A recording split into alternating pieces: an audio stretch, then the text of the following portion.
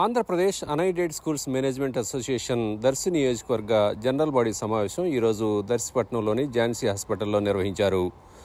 ఈ సమావేశంలో నూతన కార్యవర్గాన్ని ఏకగ్రీవంగా ఎన్నుకున్నట్లు సంఘం ప్రతినిధులు తెలిపారు.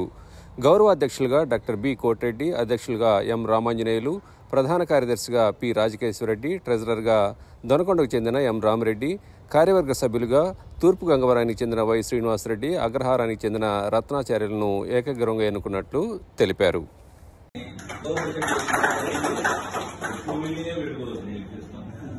ఇప్పుడు నూతన అధ్యక్షులుగా వివేకానంద స్కూల్ రామంజల్ గారు,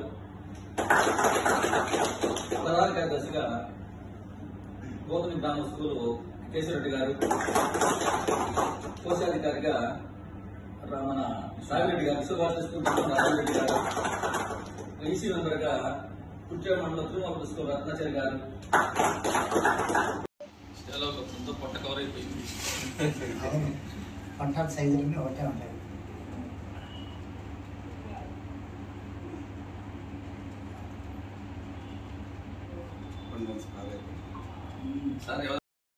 Like, share, subscribe, and get notification.